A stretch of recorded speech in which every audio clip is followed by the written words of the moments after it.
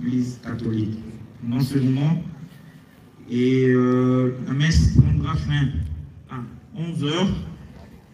Et en 11 h juste, c'est ce qu'on a prévu. Il y aura le mot de la famille. Juste après le mot de la famille, à 10h30, nous allons lever les corps pour le départ au cimetière de la nécropole entre ciel et terre. Juste après l'enterrement au cimetière de la nécropole entre ciel et terre, plutôt, nous allons nous retrouver ici à 16 h pour un bain de consolation. Voilà un peu le programme. Je crois que durant la soirée, le réalisateur pourra afficher les programmes. Et demain matin, l'assistance trouvera nos feuillets de programme sur les chaises et vous allez vous rendre compte de ce que nous vous présentons aujourd'hui, ce soir. Sans plus tarder, nous allons inviter le frère Arsène Minengu Malobo de se présenter devant nous pour débuter la soirée avec l'exhortation.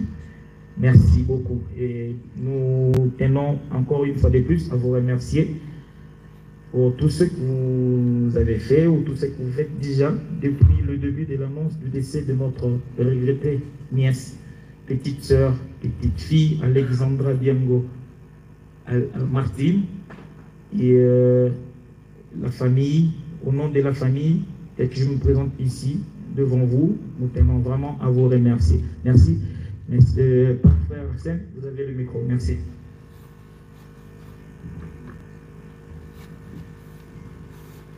Frère Arsène, nous courons derrière les temps. Vous avez 1 heure. Je sais que vous parlez aussi beaucoup. Vous avez 1 heure. Et merci beaucoup.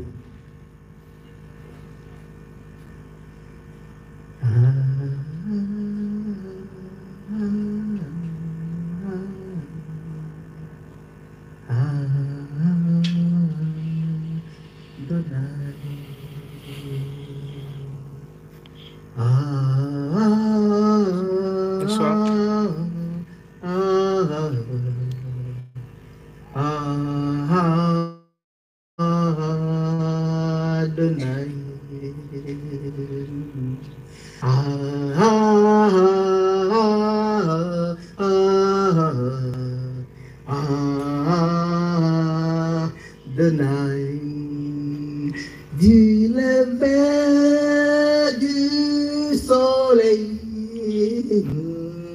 jusqu'à son couchant, que ton nom soit élevé, Adonai. Du lever du soleil jusqu'à son couchant, que ton nom soit élevé, Adonai. Jésus-Christ, Jésus-Christ,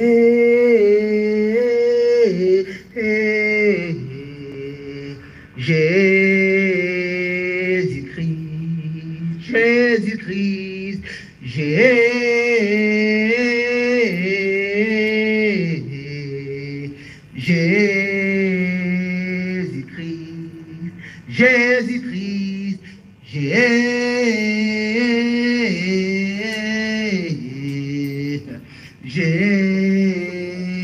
Jésus-Christ, du lever du soleil jusqu'à son couchant, que ton nom soit élevé, Jésus-Christ. Seigneur, c'est la première place que nous t'avons offerte, Seigneur. Regarde, cette soirée a commencé par toi. Cette soirée a commencé par toi, Seigneur. On pourrait bien commencer la soirée avec d'autres programmes. Mais la famille, l'organisation s'est décidée afin que ce soit toi qui ouvre l'Éternel, Dieu Tout-Puissant, cette soirée. Oh mon Dieu, Regarde comment nous t'avons considéré. Regarde comment nous t'avons donné la place qu'il te faut, Seigneur. En ce moment, je prie dans le nom de Jésus, afin que tu sois élevé très haut, que tu sois très haut placé, et qu'aucun autre nom ne soit cité en ces lieux, qu'aucun autre nom ne soit cité dans le nom puissant de Jésus. C'est le nom de Jésus-Christ de Nazareth. Seigneur, sois élevé au-dessus de tout, au-dessus de la sorcellerie, au-dessus de l'envoûtement, au-dessus de la maladie, au-dessus de toutes choses. Que seul ton nom, Jésus, soit élevé. Seigneur, reçois toute l'honneur, reçois toute la gloire. Regarde comment nous t'apprécions. L'ensemble apprécie ta présence en acclamant très fort. Seigneur, ces acclamations sont pour toi. Ici devant, qui suis-je? Je ne suis rien du tout. En fait, c'est toi qui vas parler au travers de moi. Alors, laisse que ton nom soit élevé. Même pendant ces moments, reçois toute l'honneur, reçois toute la gloire. Tu as les objectifs à atteindre. Alors atteins tous tes objectifs pour la gloire de ton nom. Au nom de Jésus, j'ai ainsi prié. Amen. Amen. Est-ce qu'on peut acclamer très fort pour le Seigneur? Gloire à Dieu. Gloire à Dieu. Bonsoir, chers excellences, à vos qualités et titres respectés. Je vous respecte énormément. Merci à l'organisation. Je commence par dire merci d'abord à Dieu qui a permis que je sois debout devant vous. Il m'a donné la santé et la force que j'ai en ce moment. Merci à l'organisation qui m'a désigné. Voilà. Alors, suis-je spécial? Non, il y a plusieurs personnes pouvaient se tenir ici devant pour exhorter en ces si grands moments. Merci à l'organisation de m'avoir choisi. J'aimerais qu'avant que je puisse aller plus loin, que nous puissions honorer quelqu'un de très important pour nous la famille, notre patriarche, quelqu'un qui nous soutient, quelqu'un qui est toujours là derrière nous, qui nous encadre. Je l'ai vu quand il entrait, et c'est pas là où il est assis, notre patriarche, papa Rogatien Jondo, de là où il est, s'il peut se tenir debout. Nous allons rendre grâce à Dieu pour la vie, pour sa vie, pour ce qu'il est pour nous. Est-ce qu'on peut acclamer le Seigneur pour cette merveilleuse personne? En fait, c'est lui le papa de maman Rosemine. Papa Jondo, merci beaucoup. Merci pour ce que vous êtes pour nous. Merci, papa. Merci. Voilà. Le petit sujet que je vais partager avec vous ce soir s'intitule juste « Nous sommes plus que vainqueurs par Jésus-Christ, c'est lui qui nous a aimés. Nous sommes plus que vainqueurs par Jésus-Christ, virgule, c'est lui qui nous a aimés. » J'ai un bouquet de passages bibliques. Je demanderai votre attention pour que nous puissions lire tous ces passages. Je suis de l'école de l'apôtre Roland Dallot. De sa nature, il a toujours un bouquet de passages à lire. J'ai fait un clin d'œil à mon père spirituel, l'apôtre Roland Dallot. Un clin d'œil aussi à mes pères spirituels, le pasteur Ken Luamba et le pasteur Atom Sumbouma. De là où vous êtes, que Dieu vous bénisse. Nous allons lire les différents passages bibliques. En fait, nous allons juste lire tous les passages. Et à la fin, moi, je vais maintenant me mettre à naviguer selon la conduite du Saint-Esprit. Je vais juste demander que vous soyez vraiment attentifs. Nous allons lire. Et après, je vais couler. Retenez le sujet. Nous sommes plus que vainqueurs par Jésus-Christ, virgule, c'est lui qui nous a aimés. Nous allons lire le premier passage. Nous allons ouvrir nos Bibles dans les livres de... On va commencer par les plus longs et on finira par les plus courts jusqu'au dernier passage. Le plus long, c'est 2 Chroniques. 2 Chroniques, chapitre 20. 2 Chroniques, chapitre 20, du premier, je dirais comme ça, du premier jusqu'à la fin, jusqu'au dernier verset. Je ne dirais pas au 30e verset, sinon vous allez vous fatiguer en chemin. C'est un si long, je dirais une si longue lecture.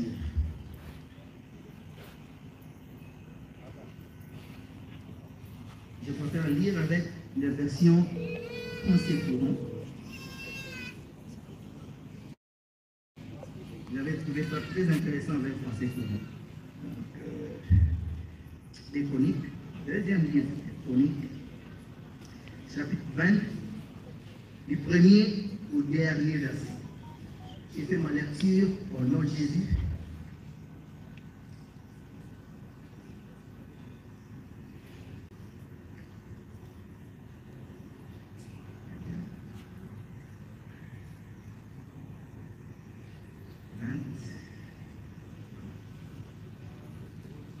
Premier verset, des Chroniques, chapitre 20. Premier verset. Par la suite, les Moabites, les Ammonites, renforcés par les Méonites, entrèrent en guerre contre Josaphat. On vint l'annoncer au roi.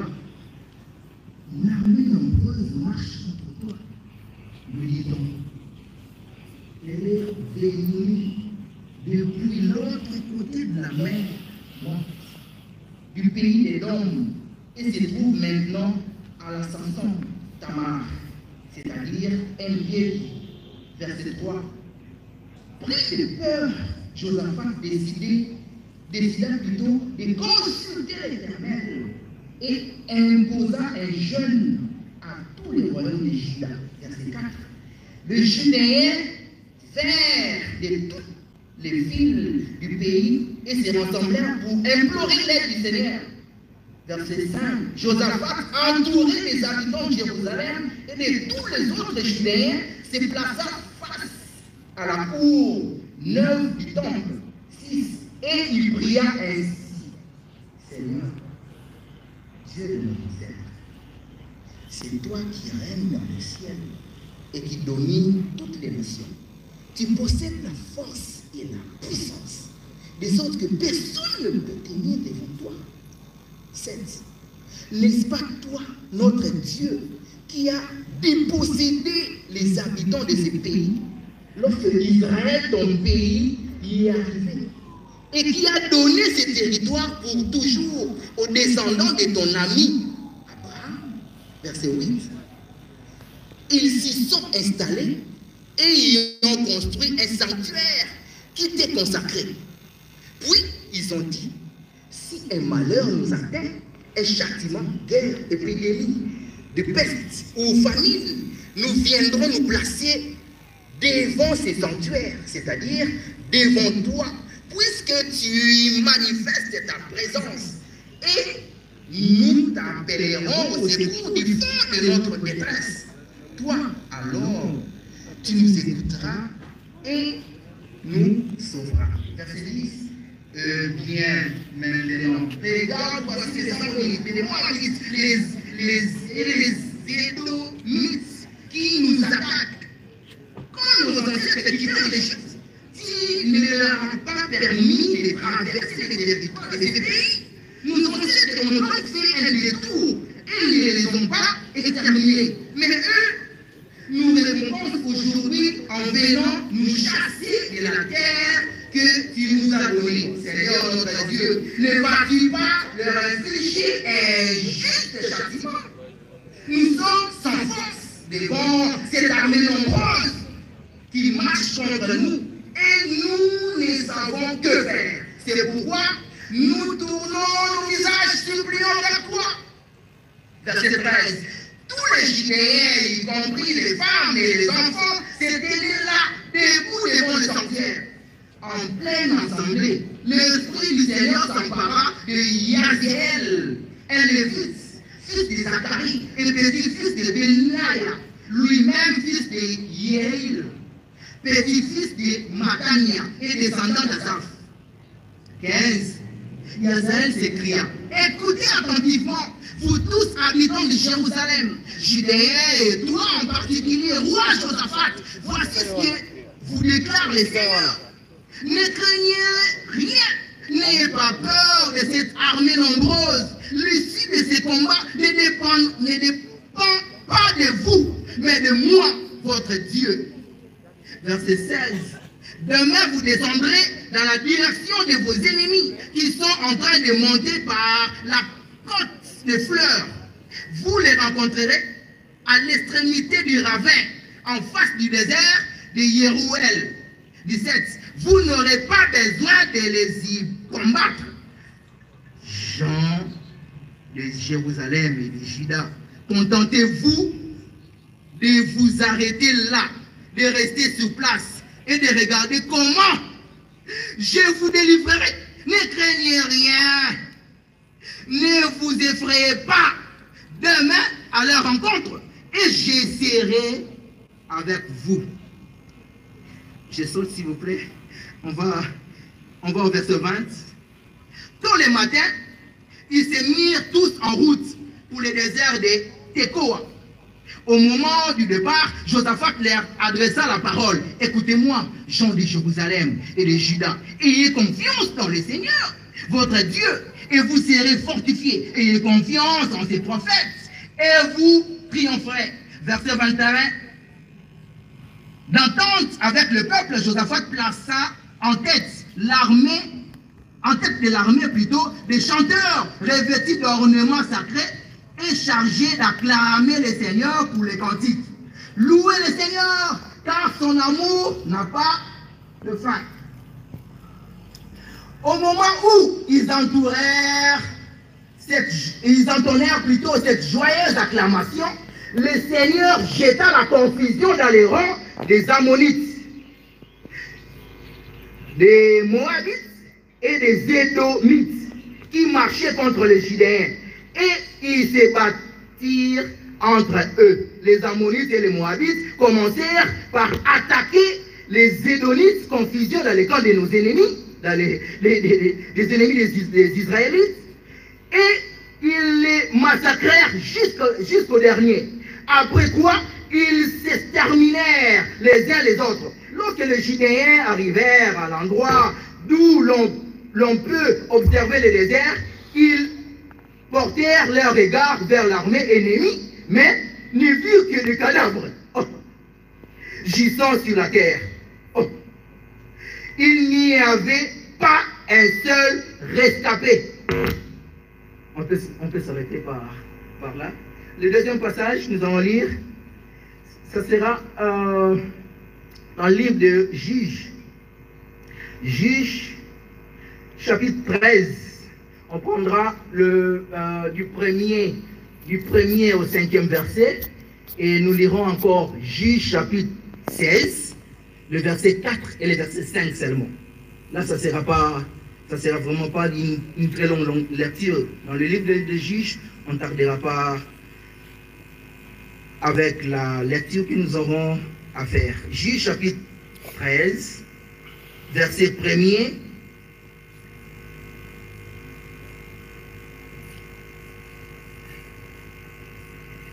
Les Israélites firent de nouveau ce qui déplaît au Seigneur. C'est pourquoi le Seigneur les livra aux Philistins pendant 40 ans. Dans la localité de Sora, il y avait un homme appelé Manoah qui appartenait à un clan de la tribu de Dan. Sa femme n'avait jamais pu avoir d'enfant.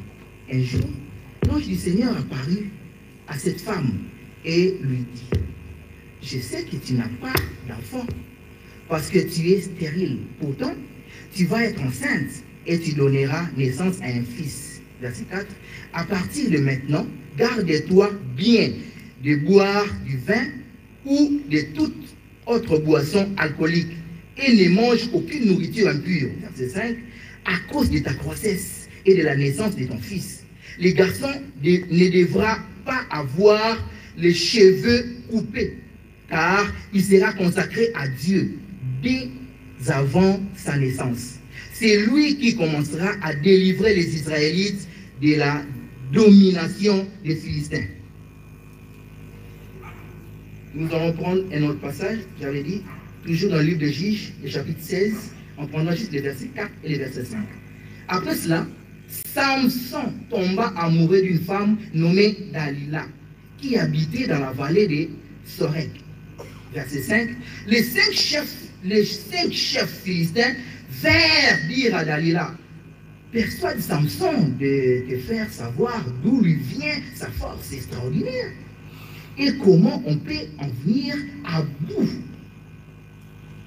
Nous pourrons ainsi les ligoter et nous rendre maîtres de lui.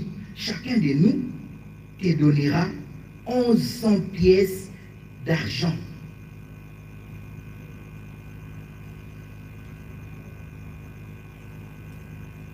Amen. Il y a encore un autre passage que nous allons lire.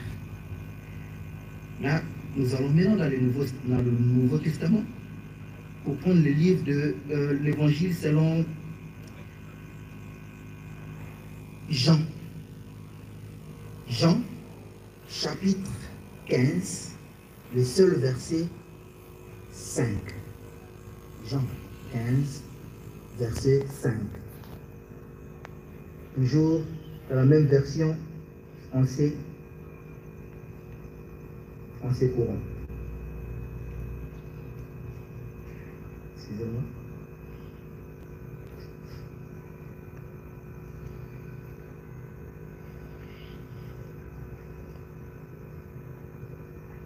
Après toutes ces lectures, nous n'allons plus lire et nous serons juste en train de communiquer la pensée que nous estimons que Dieu a placée dans nos cœurs. Un petit souci technique avec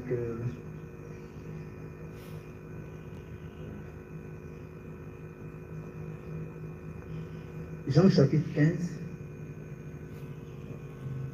J'ai rencontré un petit souci avec la version français courant.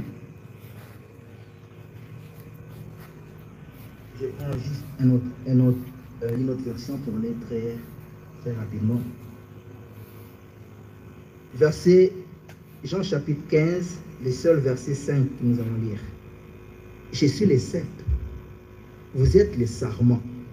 Celui qui demeure en moi et en qui je demeure porte beaucoup de fruits, car sans moi, vous ne pouvez rien faire. Retenez ce passage, s'il vous plaît, parce que quand je serai en train de naviguer, je serai en train de toucher à tous ces passages.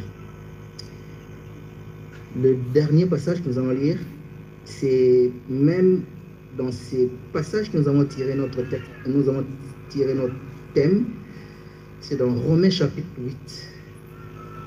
Romains chapitre 8, le verset, on lira à partir du verset 34.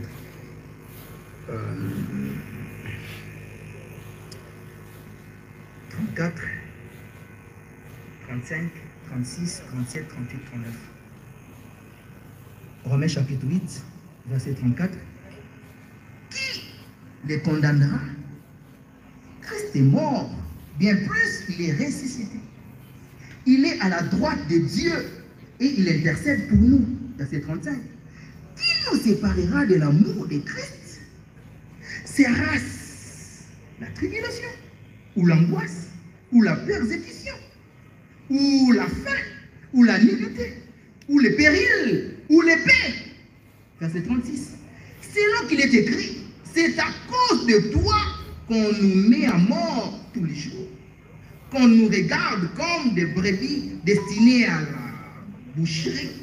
Mais, 37, mais dans toutes ces choses, nous sommes plus que vainqueurs par celui qui nous a aimés.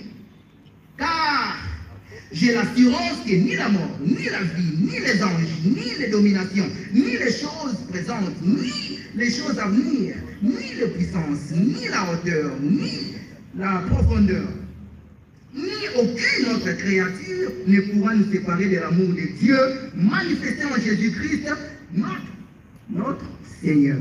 Amen. Amen. Est-ce qu'on peut acclamer pour la parole du Seigneur? Gloire à Dieu. J'aurais vraiment voulu que ces micros soient comme ça, tranquille, pour que les malades, ils ne seraient pas très à l'aise. Je ne sais pas si ça peut être possible avec la technique. Oui, mais gloire à Dieu.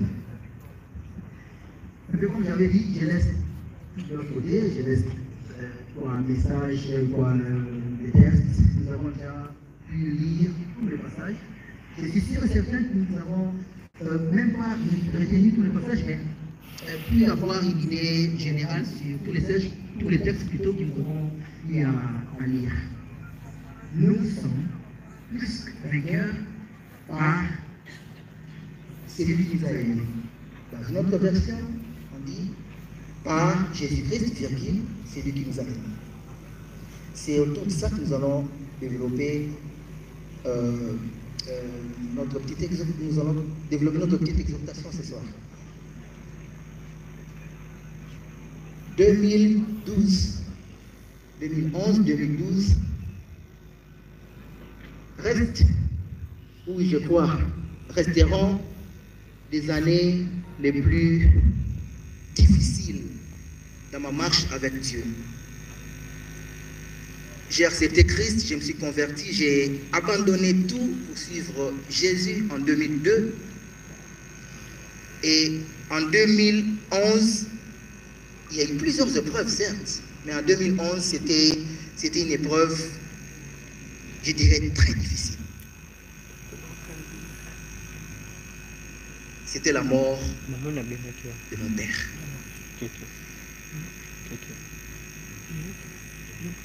Ça n'a pas été facile.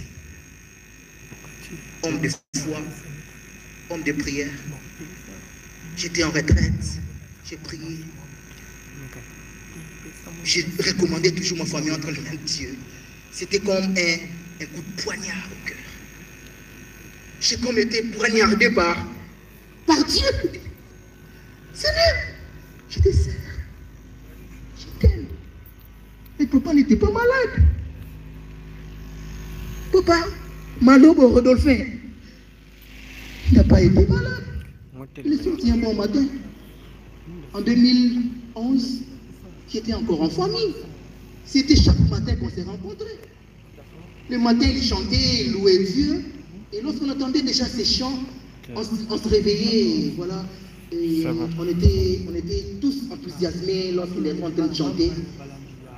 Et le matin, on s'est salué. Ce matin-là, du 7 février 2011, on s'est vu le matin. Il est allé au travail. Et c'est dans son bureau qu'il a piqué une crise. Il est tombé. On a réussi la nouvelle. C'était pas facile. Je suis entré en retraite juste après l'enterrement. J'ai posé 1001 questions à Dieu. Tout ce qu'elle me disait, c'est que c'est pour ton bien. Arsène, même dit, Seigneur, tu sais que je t'aime. Oui, toute chose concourt pour le bien, ce qui aime Dieu. On s'est plié à sa souveraineté et sa volonté. 2012, comme si cela ne suffisait pas, les grands frères aînés, Marc Makutu Malobo, c'est comme d'une maladie qui était certes compliquée,